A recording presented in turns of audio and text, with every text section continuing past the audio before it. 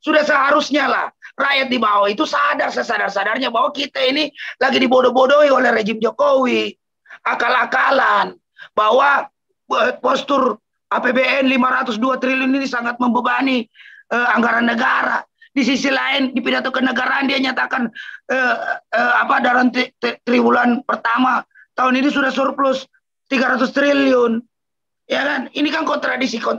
Jadi kalau Pak Jokowi bilang A, kemudian besok Luhut bilang B, maka yang jadi itu informasi dari Luhut. Karena setelah Pak Jokowi mengumumkan pidato kenegaraan, besoknya muncul berita. Luhut bicara, Menteri Bahlul itu juga bicara tuh, si Bahlul tuh. Yang bilang mau naik juga, hati-hati siap-siap rakyat akan menanggung kenaikan harga BBM. Loh, kok tiba-tiba rakyat disuruh tanggung? Ini kan akibat kegagalan Presiden Jokowi mengelola ini negara. Kok kita yang tanggung akibatnya? Dia dong yang harusnya legowo turun dari jabatannya. Udah angkat bendera, nggak bisa lagi nih urus ekonomi, nggak usah bilang alasan perang lah, alasan apalah, ya kan? Banyak alasan. Di sisi lain pidato pencitraan bagus-bagus terus, kenyataannya nggak begitu. Makanya jangan asal ngomong aja, apalagi ini pidato kenegaraan. Kalau pidato kenegaraan itu udah pasti A1 dan dapat dipertanggungjawabkan secara jabatan maupun secara moral oleh Presiden Jokowi. Bukan lantas suruh lagi pejabat menteri di bawahnya untuk bicara bahwa ada begini-begini. Belum lagi Sri Mulyani. Ya kalau kita tidak bisa tanggung menaikkan harga ini, ya terus kita mau tutupi APBN dari utang dari mana? Lo kok utang? Kemarin Jokowi bilang surplus, kok tiba-tiba solusinya cari utangan luar negeri lagi. Ini benar-benar ini kabinet.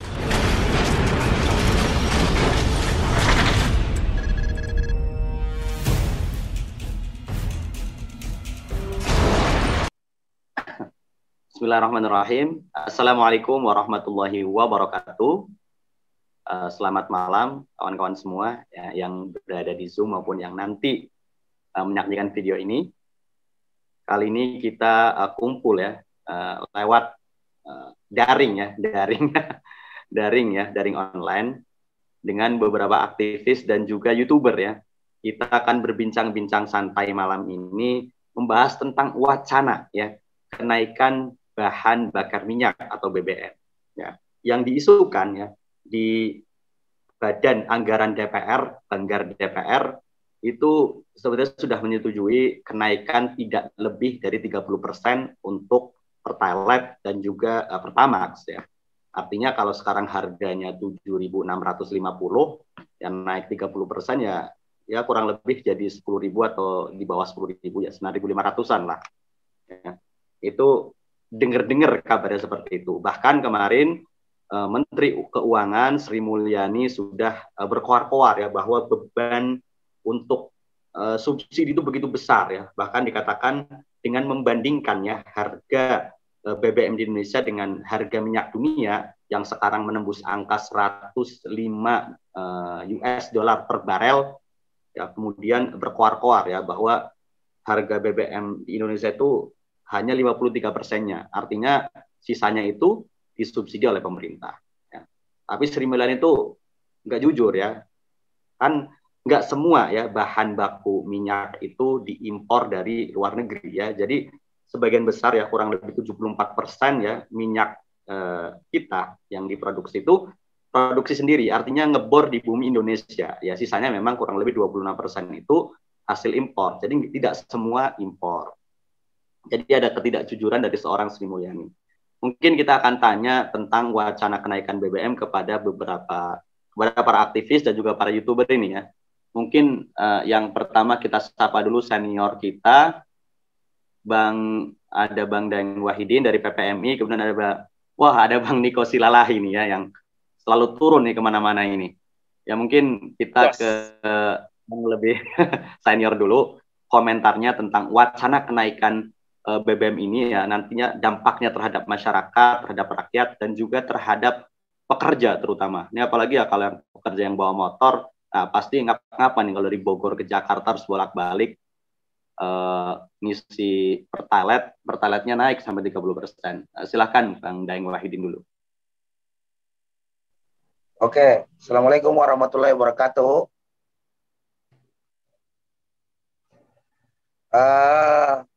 Jadi menarik sebenarnya pertanyaan dari Mas Hairudin ini, bahwa memang kenapa mesti rakyat Indonesia ini menolak habis-habisan terkait masalah rencana pemerintah Jokowi untuk menaikkan harga BBM. Eh, Kalau kita melihat data, ini hasil hitung-hitungan ini aja ya, maksudnya dari jumlah kelompok kelas pekerja ini yang menggunakan kendaraan bermotor itu hampir setengahnya, kurang lebih sekitar 150 juta lah. Jadi bayangkan kalau misalnya kendaraan bermotor ini harus menanggung kenaikan beban harga BBM. Di sisi lain, sebelum harga BBM naik, kebutuhan sembako kita udah naik duluan nih. Kayak minyak goreng, kayak gula pasir, kayak gas, kayak listrik, dan banyak lagi item-item kenaikan lainnya. Itu saja sudah berat dijalankan dalam keseharian masyarakat kita hari ini gitu loh. Ya kan? Apalagi ini semua juga udah tahu lah, para ekonom juga sudah tahu dan sudah banyaklah wacana kenaikan BBM ini akan memiliki dampak sistemik terhadap perekonomian bangsa kita. Jadi otomatis harga kebutuhan harga produksi barang dan jasa ini pasti naik juga. Dan itu tidak bisa sama sekali tidak bisa dihindari karena ya gimana? Nah, kalau harga kebutuhan barang produksi naik, nah otomatis setiap perusahaan ini satu-satunya cara apa? Solusinya yang paling mudah adalah melakukan PHK terhadap karyawannya. Jadi kalau sebenarnya dia 1.000 orang, ya otomatis dia harus mengurangi jumlah karyawannya itu, dia harus memangkas berapa persen agar perusahaannya bisa survive. Dan ini juga kemarin tanggal berapa itu 23 Agustus kemarin Jokowi sudah melakukan rapat dengan para pengusaha di Kamar Dagang Industri kemarin. Nah di situ juga banyak juga. Ini pengusaha kita diam-diam, tapi sebenarnya mereka juga sangat keberatan dengan kenaikan harga bahan bakar ini. Karena itu tadi pasti dia harus berhitung ulang terkait masalah berapa biaya produksi yang harus dikeluarkan dalam 1 tahun ini. Pokoknya istilahnya ribet lah. Namun disayangkan kalau para pengusaha ini kebanyakan diam saja. Ya maksud saya doronglah karyawan-karyawan buru-burunya ini bersuara, turun ke jalan bersama dengan kita nanti untuk menolak kenaikan harga BBM. Karena ini dampaknya luar biasa dan bukan cuma sekedar bahwa harga-harga sembako ini makin tidak bisa terkejar oleh daya beli masyarakat. Karena gara-gara undang-undang Omnibus Law ini kenaikan upah dalam 3 tahun terakhir ini sama sekali buruh tidak mengalami kenaikan upah yang signifikan. Bahkan banyak yang tidak mengalami kenaikan upah. Jadi standar 4 juta, 5 juta ini bagi misalnya daerah-daerah apalagi ini kantong-kantong industri. Sementara daerah-daerah lain yang seperti Jawa Tengah itu kan rendah sekali dia punya upah minimum provinsi. Lah bagaimana? Mungkin mereka upahnya beda dengan kita, jauh di bawah kita, harus ikut menanggung beban harga BBM yang sama ketika ini dinaikkan. Nah ini tentunya pasti memicu makin panjang daftar orang miskin, makin panjang daftar pengangguran, makin panjang rakyat kita ini makin menderita dan melarat akibat kenaikan harga BBM ini. Ini yang apalagi ini yang harus benar-benar diperhitungkan oleh Pak Jokowi. Dan Pak Jokowi juga jangan cuma omong aja, perhitungkan baik-baik, harus dikalkulasi dengan cermat. Kalau dikalkulasi dengan cermat dan mendengarkan pendapat masyarakat, tentunya keputusan yang diambil adalah Jokowi harusnya menurunkan harga bahan bakar atau setidak-tidaknya tidak jadi menaikkan. Tapi kalau cuma statement wacana di media harus dikalkulasi dengan cermat karena memiliki dampak yang luas, tapi ujung-ujungnya tetap menaikkan BBM, itu hanya pencitraan saja dan dipastikan akan memicu kemarahan rakyat. Karena sama saja beban hari ini sudah cukup berat. Kondisi kemarin perekonomian kita pasca COVID-19 belum pulih sebenarnya. Ya kan, belum pulih benar-benar nih. Tambah lagi ini gitu loh. Jadi kalau Jokowi menaikkan harga BBM, itu menurut saya adalah keputusan Presiden Joko Widodo yang nekat dan brutal. Dan harus kita secara sadar pada rakyat Indonesia, semua kelompok-kelompok masyarakat pergerakan ini, ayo sama-sama bangkit melawan. Jangan lagi diamkan, tidak boleh lagi didiamkan ini rejim semau-maunya.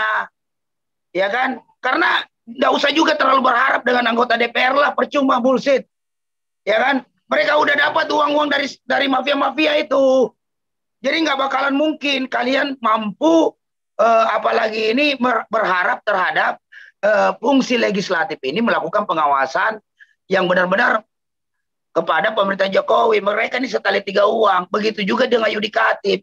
Kita ini rakyat kecil, kaum buruh, nelayan, petani, umat Islam yang ada di grassroots ini, ya kan, tidak punya uang untuk bisa beli produk hukum yang pro kepada rakyat. Kita tidak punya uang untuk mampu menentukan kebijakan menteri-menteri teknis untuk membuat peraturan atau keputusan menteri atau peraturan presiden atau keputusan presiden yang pro kepada rakyat. Kita tidak mampu membeli. Rakyat cuma memiliki hati nurani yang luhur, gitu loh. Semangat untuk melakukan perlawanan dengan seilas-ilasnya demi memperbaiki nasibnya sendiri. Ya kan, udah capek lah Kiai. Allah juga sudah ingatkan kita, tidak berubah nasib suatu kaum kalau bukan kaum itu sendiri yang mengubahnya, gitu loh. Kaum-kaum YouTuber sudah membunyikan nih alasan kenapa kita menolak kenaikan harga BBM. Sudah seharusnya lah rakyat di bawah itu sadar sesadar-sadarnya bahwa kita ini lagi dibodoh-bodohi oleh rejim Jokowi. Akal-akalan bahwa postur APBN 502 triliun ini sangat membebani anggaran negara. Di sisi lain di pidato kenegaraan dia nyatakan dalam triwulan pertama tahun ini sudah surplus 300 triliun. Ya kan, ini kan kontradiksi. Jadi kalau Pak Jokowi bilang A, kemudian besok Luhut bilang B, maka yang jadi itu informasi dari Luhut. Karena setelah Pak Jokowi mengumumkan pidato kenegaraan, besoknya muncul berita Luhut bicara, Menteri Bahlul itu juga bicara tuh, si Bahlul tuh, yang bilang mau naik juga, hati-hati, siap-siap rakyat akan menanggung kenaikan harga BBM. Loh, kok tiba-tiba rakyat disuruh tanggung? Ini kan akibat kegagalan Presiden Jokowi mengelola ini negara. Kok kita yang tanggung akibatnya? Dia dong yang harusnya legowo turun dari jabatannya. Udah angkat bendera, nggak bisa lagi nih urus ekonomi. Nggak usah bilang alasan perang lah, alasan apalah. Ya kan, banyak alasan. Di sisi lain pidato pencitraan bagus-bagus terus. Kenyataannya nggak begitu. Makanya jangan asal ngomong aja, apalagi ini pidato kenegaraan. Kalau pidato kenegaraan itu udah pasti A1 dan dapat dipertanggungjawabkan secara jabatan maupun secara moral oleh Presiden Jokowi. Bukan lantas suruh lagi pejabat menteri di bawahnya untuk bicara bahwa ada begini-begini. Belum lagi Sri Mulyani. Ya kalau kita tidak bisa ya tanggung menaikkan harga ini, ya terus kita mau tutupi APBN dari utang dari mana? Loh, kok utang? Kemarin Jokowi bilang surplus, kok tiba-tiba solusinya cari utang kan luar negeri lagi. Ini benar-benar ini kabinet-kabinet. Ya kan, bisa aja bikin susah rakyat aja. Ya kan? Ya udah pastilah, belum lagi kawan-kawan ojol. Bagaimana mungkin tarifnya aja rendah, terus harus menanggung biaya hari ini saja. Masih banyak ojol-ojol kita itu yang mungkin biaya aktivitas mereka untuk mencari nafkah itu hasilnya imbang gitu loh. Artinya pengeluaran pemasukan sama. Jadi tidak ada yang dibawa pulang ke rumah. Nah, ini yang berbahaya. Belum lagi nasib petani-petani kita yang menggunakan traktor nanti. Bagaimana dengan solarnya? Bagaimana dengan nelayan? Yang hari ini saja harga segitu aja antrinya minta ampun, terpaksa mereka membeli apalagi ini solar yang harganya lebih tinggi itu gitu loh. Ini bagaimana? Jadi makin bikin susah rakyat.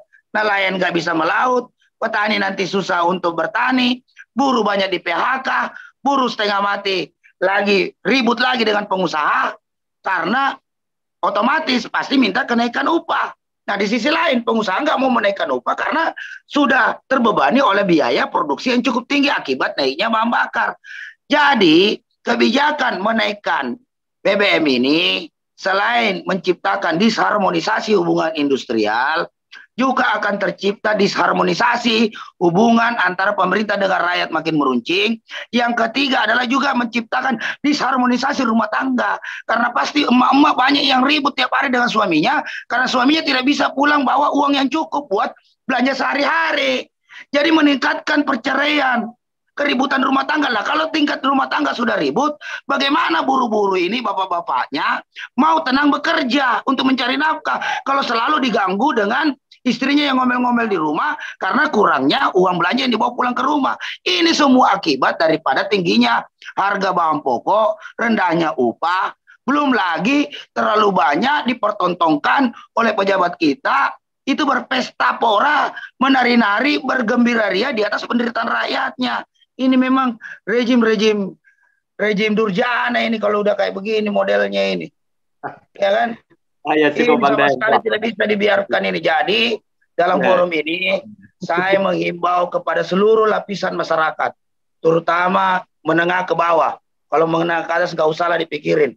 Ya kan, mungkin mereka setuju atau tidak setuju, tetapi menengah ke bawah, ayo mari kita satukan kekuatan kita, kita lawan kebijakan kenaikan harga BBM ini dengan sebenar-benarnya.